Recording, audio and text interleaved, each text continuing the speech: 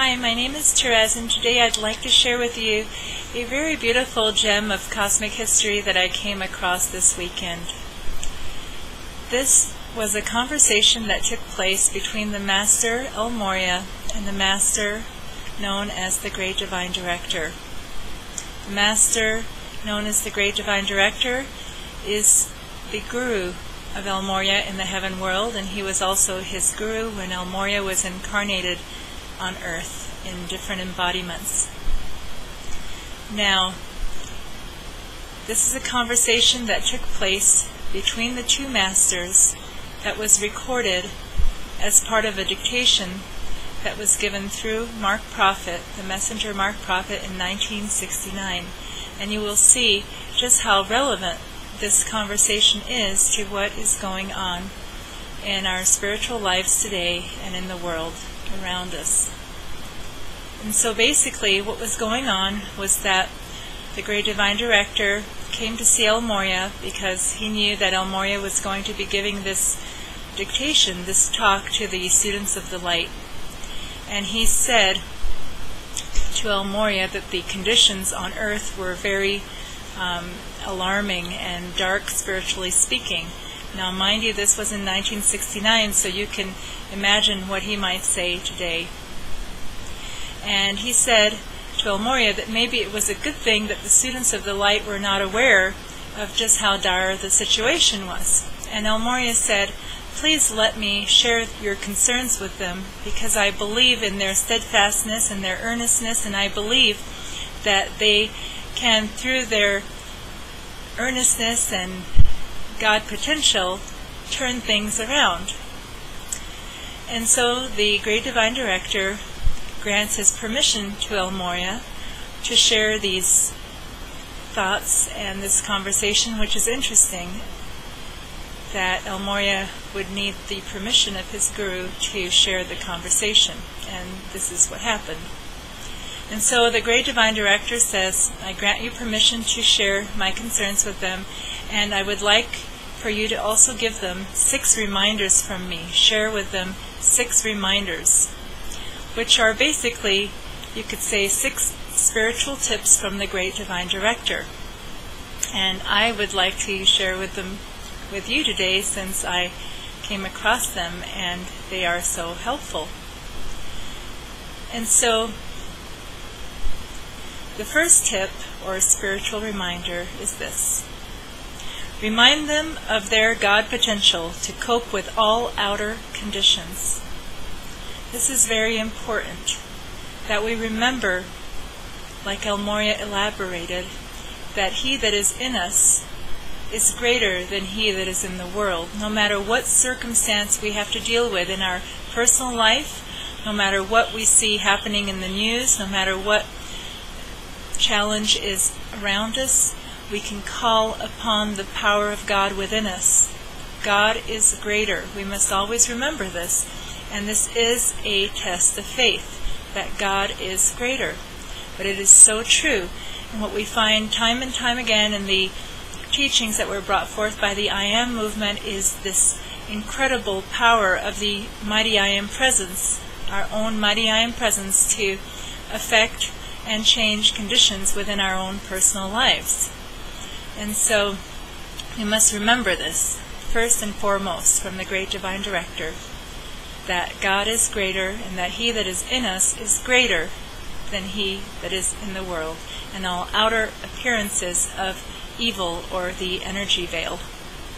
The second reminder or tip: remind them of David meeting Goliath. The story of David and Goliath is recorded in the Bible, and David basically kills the giant Goliath with a stone from his slingshot. Goliath was a giant that none of the Israelite warriors wanted to deal with. He was terrifying, and David, in the appointed time and space, in the right time and space, with measured peace, harmony, and trust in the Lord, basically drew his slingshot, and the stone went straight into Goliath's third eye, forehead, and knocked him dead. And the teaching behind this, El Morya says, is a teaching that Saint Germain the Master Saint Germain taught to the students of the light, that we do not have to meet evil on their timetable. We meet evil on our timetable, on the timetable of Christ. And there are times when we must retract, and then there are times when, prompted by our Christ self, we release the slingshot. And the rock that is hurled forth into the force of darkness is the stone that the builders rejected, the cornerstone. This is the teaching. And so we must have faith. And when we are in a place where we are actually in a position where we must retract, we know that it is only for a time. And then in the next cycle, when Christ gives us the green light, we send forth the stone, and the stone will knock down the energy veil, the evil that has been thrust upon us or against the light bearers or those who are in our charge, those who depend on us. And so it's a very important teaching. David, the little shepherd boy, defeats the giant that none of the armies wanted to battle, because he was at one with his Christ self, and he was in accordance with the cycles, and he was willing to release that stone, that cornerstone. The next point from the Great Divine Director: remind them that simply because they are in a physical form does not mean that all of themselves is crowded and compressed into that form. Very important. You look at yourself in the mirror and you think, this is who I am. But what you see in the mirror is only a fragment of who you are. It's a fragment. Your mighty I Am Presence, your higher self, the totality of your being in God is much greater than the operating system that you see below, that's called the personality, and the physical body that we see. And so we must always keep this in mind. Theosophist and clairvoyant Charles Ledbetter described it as the personality being the driver, the soul being the car, and the size of our God self being the size of the planet. So if you consider the ratio of a car and a driver to the planet, the entire planet, that's the ratio of you to your God self. And so you can draw down the power of your God self as long as what you are drawing it down for is according to God's will, which is goodwill. And so the Great Divine Director wants you to know that you are not just your little self that you see in the mirror, and that we tend to belittle ourselves, and other people tend to criticize us, and we tend to criticize back, and all of those things. And this is such a small fragment of who we are and who we will become. Now, the next point or tip from the Great Divine Director, he says, remind them that while they are in embodiment, even while they are in embodiment, they are a potential God in the making. How often do we hear that we are gods in the making? Not very often. We hear all kinds of other things about ourselves. The truth is that we are gods in the making, and being a god or a goddess is quite the something. And we must not forget that this seed of God is within us, that it is happening, that it is blossoming, that it is growing, that it is being cultivated by Divine Father, Divine Mother God, and that we are in the process of becoming the fullness of who we are. And who would ultimately mess with a god or a goddess in the making, right? And so we know that the forces of darkness and the demons tremble when we call forth the power of God within us, when we release the spoken word, the Fohat, the Fiat, when we say a Fiat like Vajra or bolts of blue lightning. We can give that Fiat into the darkness, and the darkness will recoil.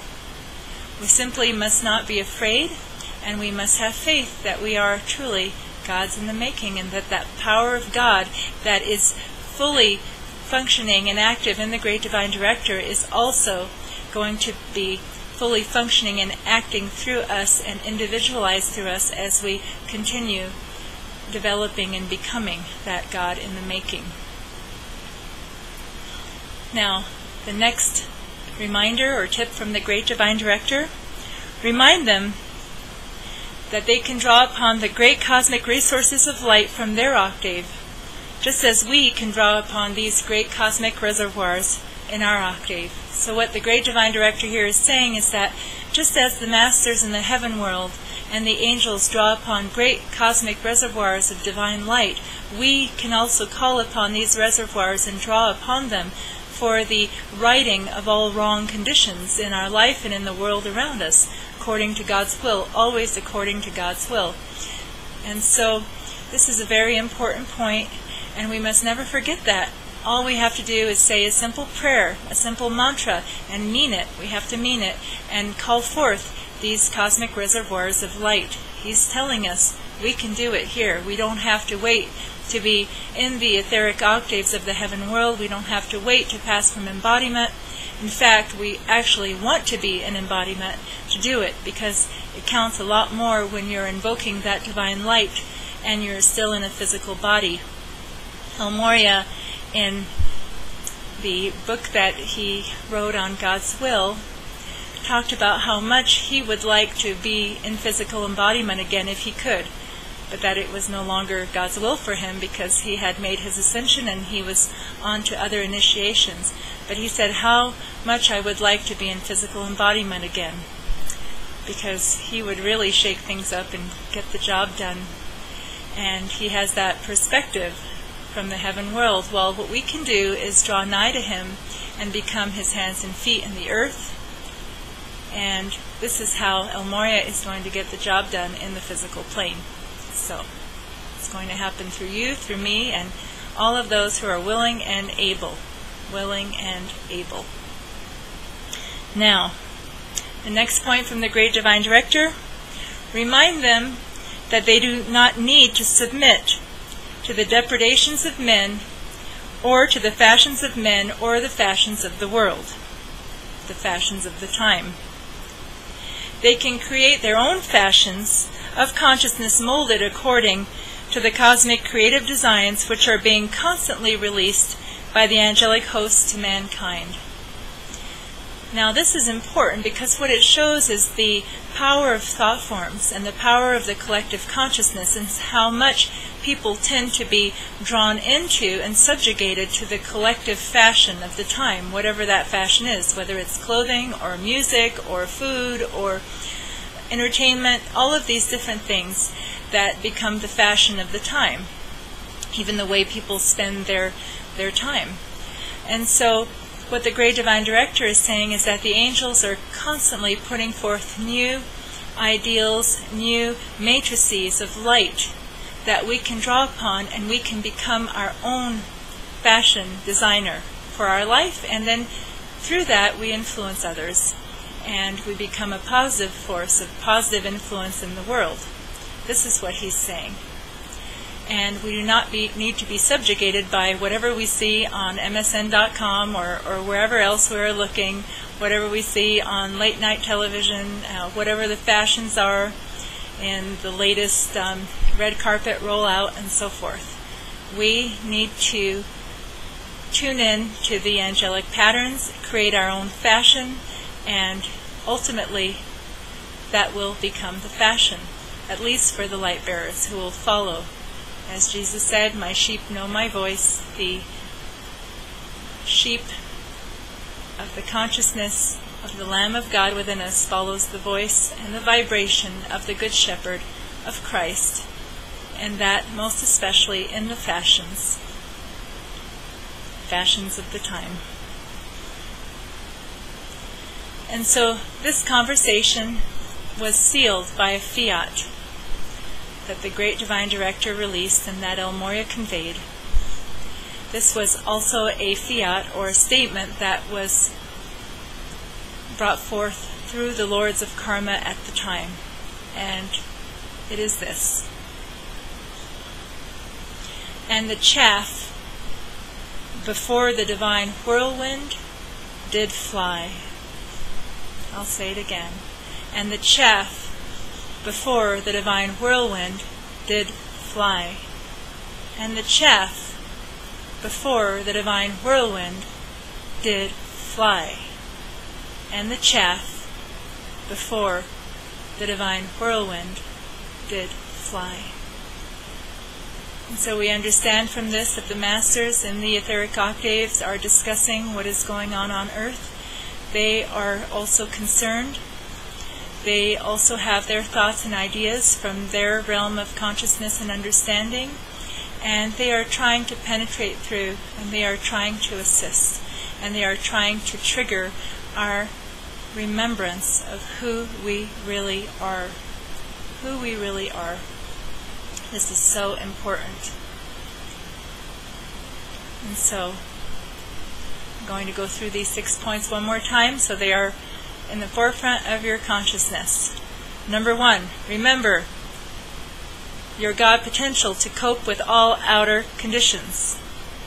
Number 2, remember David beat Goliath. Number 3, remember that just because you're in a physical form doesn't mean that all of you is crowded and contained within your physical form. Number 4, remember that even while you are in embodiment, you are a God in the making.